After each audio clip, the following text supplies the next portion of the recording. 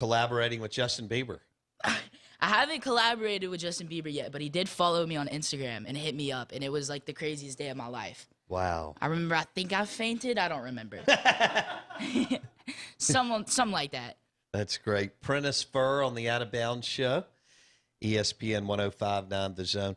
All right, so you get going at 12 or 13 years old, is that right? Yeah, 12 or 13.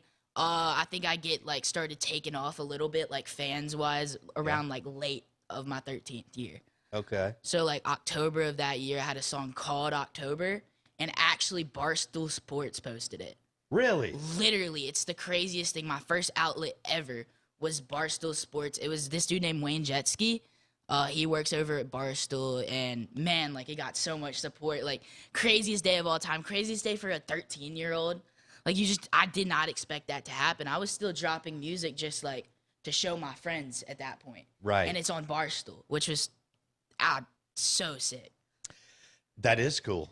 So all right, what about the YouTube? You started like kind of playing around, editing. Tell us about that. Yeah, so before I was doing music, I was like 8 or 9. I was taking editing pretty seriously.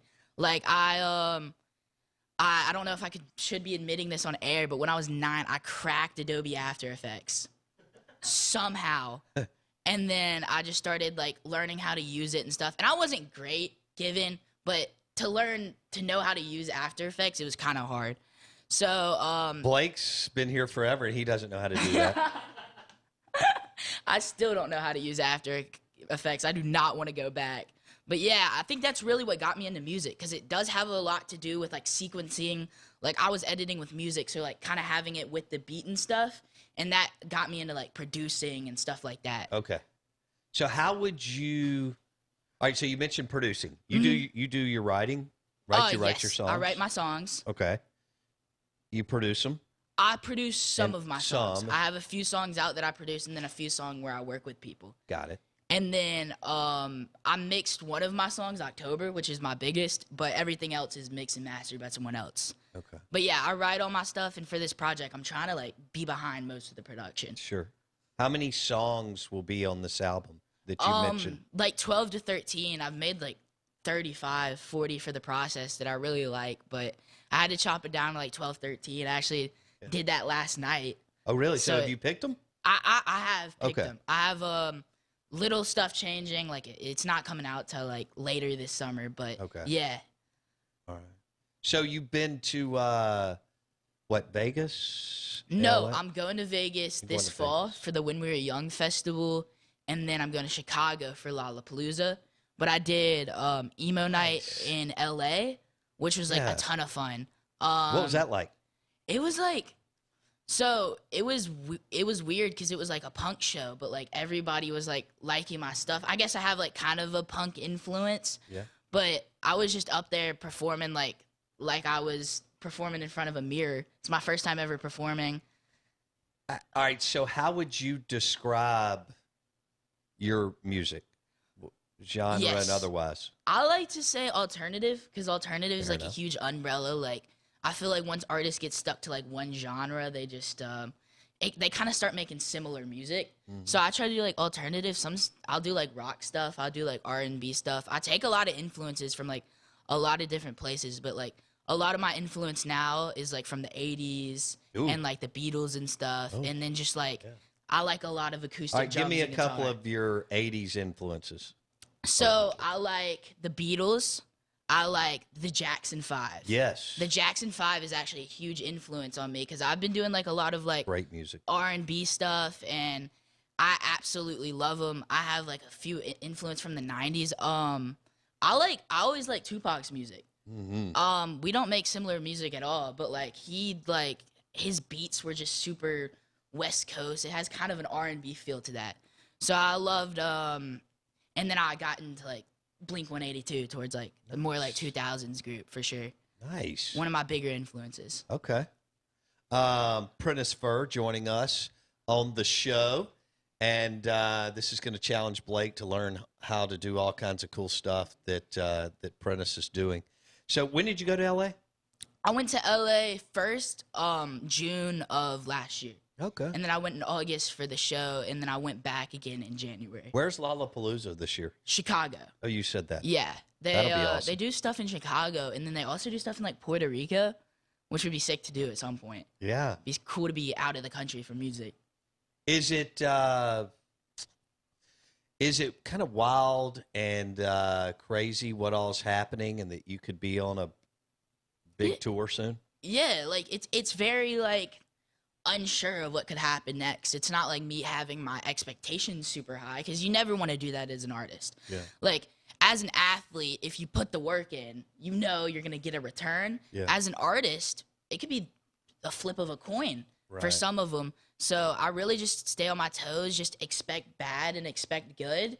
And yeah, I'm super excited for what's to come, and I'm really pushing myself on working on music and like talking to people and learning new stuff. And you'll be at Howlin' Mouse this weekend. Yes, the day before Easter, April 16th, I'm doing a show at Howlin' Mouse. Okay. That'll be great. It's super fun. This is one of my most favorite things to do in my hometown. Yeah. Like, I love the other shows and stuff, but I mean, just seeing like hundreds of familiar faces in the crowd would be so much fun. And is your summer starting to fill up as far as Yeah, for different sure. things going Like, on? definitely finishing up this album takes a little bit. Like, I'm going out to LA for like a recording trip to like work with producers and stuff. And then, you know, Lollapalooza and stuff like that. But I really don't try to travel like a ton. I really like Jackson. Yeah. Like, that's what I've been telling my mama. I love Jackson. I love Nashville. Nashville's like a 6-hour drive from here. Yeah. I'll go up here like every other month, you know? But yeah, I really do just stay here. I've made like half my album out here. Like, it just Yeah. feels like home. That's cool. That's cool. And you got your driver's permit? I got it yesterday. Heck Literally, yeah. after the 6th time. I failed. I failed 5 times. I failed. So there's a good chance that 5 you're going to be a multimillionaire musician, but the driving test was a little iffy. Well, you can't be a good musician and good driver. There you go. You know, that's two things that just don't go hand in hand. You can always Uber. Yeah, you can always Uber. You should get a driver. I should. Yeah, I shouldn't be on the streets. I don't know why they gave it to me. Do you that's fantastic. Prentiss Furr on the show. We're doing a little Whiskey 61 and a little out of bounds here. So talking music, and we've got an entrepreneur here out of Jackson, Mississippi, and a musician artist. All right, so it took you 6 times. Yes, it took me. Did you feel confident going into yesterday? Yes. Okay. right, good. Well, I did this little program where it just had like a bunch of questions, and I was just like super into it. Like, I was studying it like a real test. Everything else I did not feel confident in. I got you. I think the last question I was like, or the last test, I was super mad because the last question was like, how old do you have to be in like a driver's seat? And I'm like, I don't know that. Why does that matter? That's not affecting my driving. And I failed on that. So, whatever. Just how it is. I hear you. Have you asked for a car from your parents? Like I have something not. expensive? I have not. And I don't really want an expensive car. I was looking at like maybe an old BMW. Oh, nice. Like whatever those E60 cars are. Yeah. They're actually expensive now. They went super up in price. But like, you know, Everything did in I COVID. like older Corvettes, also super pricey. I'm He kind goes, of he goes, I don't like expensive cars, and then lists older expensive. Corvettes. I love it. I don't like newer cars, I guess. That's what I'd say. Yeah. So they may be older, but they just may have a nice price tag on them. Yes. All right, let me yes. ask you this. Once you go out and make a ton of money, what are you going to buy yourself? I have this planned. I've had this Okay. planned for a little bit. Let's do it. There's a farm out in Costa Rica. It's 9 acres. It has 3 tilapia ponds. It has a bunch of trees. It's growing mangoes. It's growing coffee, like huge coffee plants, and then 2 cabins. It's like $200,000. So that's like the end goal. Okay. Once I have enough money for that, y'all will not see me anymore. You're in Costa Rica. I'm in Costa Rica. Yeah, All right. So can we go down to Costa Rica once you buy this and do the show? for sure. Yes. Okay. We should move the studio down to I Costa like Rica. that idea. I bagged that. I'm in. Prentiss Furr joining us on the Out of Bounds show, musician, producer. He's got an album coming out later in the summer. He'll play Lollapalooza in Chicago, going back out to Los Angeles to do some more work with producers. And golly, I mean, the Beatles and the Jackson 5, among other influencers for this guy. So this is great, man. We're excited for you. Thank you so much. I'm super excited as well. Like, this has been like crazy fun journey that I really didn't expect at all. And yeah, I bet. And I know Denise and Bill are like, wow, this is cool. And where's this going? Yeah, they lost their minds when they came in. They could not understand. I don't think they understand it yet. I don't, but they don't understand it at all. Oh, I love it. Blake? Yeah, I have a question. So you mentioned that you stumbled into this, and it feels like a lot of times outside of like sports, like, you know, this happens all the time. Yeah, People for sure. stumble into things they're good at, and you find out you like it and all this stuff. But there were plenty of things I liked as a kid. Some things I loved, and you see tons of people like that. But to go from I enjoy doing this and it's a hobby and I'm kind of good at it to put in the work For sure. to get to this point, and then also to have the foresight of like, I've got goals. I'm looking, like every kid we would have asked would have said, I'm getting a car, or I'm getting this, or I'm taking a trip. And you're like, I'm going to buy this plot of land in Costa Rica. Like, sure. You're just different. So what is it that spurs you to do the things that you're doing? Is there something where you're like, I want to accomplish this, and that's what's driving me, or you just want that far? Like, because that's a drive that you don't see from sure. 15-year-olds. I really have I have like a pretty music focused drive. Like, I want to make like the best album a 15-year-old's ever made, or like Sure. just stuff like that, or like the best folk album of all time. I've never made folk, the best like jazz album. It's just like, I like testing myself. Like, I like being competitive, but music isn't really like the most competitive scene. So you kind of have to compete against yourself, which is like really what's motivating me now. And I think what motivated me off the bat was the fact that I just really wasn't good at anything else. Like basketball, I was terrible at. I thought I was good, which was the worst part. That made me even worse. Oh, man. Like, I used to, I couldn't shoot from half court. So when I'd play rec games, I used to like how LaMelo Ball pointed at the half court line? Yeah. I used to just point at the volleyball line, like 10, 15 feet up, and miss it like half the time. But like the other half, I'd just bank it in and everyone went crazy. So yeah, I wasn't good at basketball. I was good at school. I just didn't really like it at all. Yeah. And so I was just like, you know what? If music is something I really love, I could find a job in it, regardless if it's like, blowing up or writing. Like, I'm completely prepared to just like fall off and just become another Nashville writer. Like, it's just like the field that I'm looking for is music, just for how much I love it. We'll wrap it up with this. What's your favorite sport? My favorite sport is definitely basketball. Yeah. I've definitely gotten into golf for sure, because my brother plays golf. Sure. And I've gotten into football a little bit, but I couldn't really play football that well. So yeah, definitely basketball. Like, it's what I like watching the most, and it's probably what I like playing the most. Who's your favorite team? Oh no, I'm not allowed to say it. Dude, everyone's gonna be mad. I've been a Hornets fan since like 2014. Okay. See? And like Charlotte? Charlotte What? Hornets. Okay, I have to back myself. I have to back myself. I really like Kimba. I don't really watch a ton. Kimba Walker for our listeners. I didn't watch a ton of NBA this year. Yeah. So they just became really good out of nowhere. And then they've also had this player named Miles Bridges, who's just like a complete Detroit rapper. Like, he raps like he's not in the NBA. Like, just talking about the most wild stuff. Okay. So I always liked Miles Bridges, and then Frank the Tank from Wisconsin was over at Charlotte. Frank the Tank. Frank Charlotte- Kaminsky. I remember Yeah. him in the Final Four a few years before that. Oh yeah, he's one of my favorite players. Okay.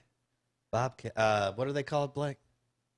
The Hornets? Hornets. Yeah, Hornets, So yeah, the Charlotte Hornets. Hornets. Yeah. Charlotte That's Hornets. Michael Jordan. It's MJ's team. Yeah. That is MJ's team. You've mentioned rap a couple times, but I know that's not what your album is. So if you mentioned folk too, like, do you have a preferred genre that you like to perform in or listen to? Are they different? Yeah, like what I said earlier, I really like the word alternative music, just like alternative from like what's popular, but also just like an umbrella for like a ton of different music. Like this album is like, it has R&B and rock songs on it, and I think they blend pretty well for like how different they are, just because it's kind of under the same umbrella. My lyrics are pretty similar, keeping the same tone. Like you don't have to box yourself in when it comes to genre wise. So yeah, that's how I've been working for sure. All right, so where, like, how many followers do you have on whatever platforms y'all are on right now? Like, probably what I'm most proud of is my Spotify. Okay. Because I just, it's just people listening to my music, like adding it to my playlist. It's their playlist. It's really cool to see like people getting enjoyment out of my music. Yeah. So like I don't really care about Instagram, Twitter, or anything. I think social media is like, especially when it comes to artists, it's a lot of like fake stuff. Like a lot of people aren't real, and I really think the music's like the most important part, and it's been lost. Like you'll see like all of these people like getting big off social media, and you might not like their music, or like you think they're like a terrible person. Like it's a lot of bad things happening to the music game right now, and I want to like change it. I want to be more of like an album artist and stuff like that. But yeah, I was on Instagram for a bit. Actually, when Instagram Reels came out, which was like the TikTok of Instagram, I made like a few TikToks and they got like 7 million views. That's insane. I was just being funny and like just as a joke, and I just posted it on there because it was new. And they went viral, but like I'm more proud than any song I've ever made. Like even my songs with not a ton of plays. Yeah. You're proud of that work. Yeah, I'm proud of that as work an artist. for sure. Like I don't like that my biggest thing is an Instagram reel. I got you. But yeah. Well, that'll change over with the album and everything. Yeah, for sure. I hope so. Yeah. All right. Cool. Well, when you go big, remember us. Thank you so much for having me on. And you'll remember you were in this cool studio, although you're going to be in some really cool studios over the course of your life. And thanks for hanging out with us, buddy. Thank you so much for having me on. This was a super sick interview. And congratulations on your success. Thank you so much. Take care, buddy. Thank you. Prentiss Furr, musician, producer, and has a heck of a career ahead of him, joining us on the show, the Out of Bounds Show, ESPN 105.9 The Zone. And he's got an album dropping this summer, and he's got a show this weekend at Howlin' Mouse, and he'll be at Lollapalooza in Chicago and many, many other places and spaces over the next year or so. Thanks for listening to the show. Prentiss Furr joined us. You can check this out on Apple Podcasts and Spotify. Search Out of Bounds with Bo Bounds. We'll see you tomorrow.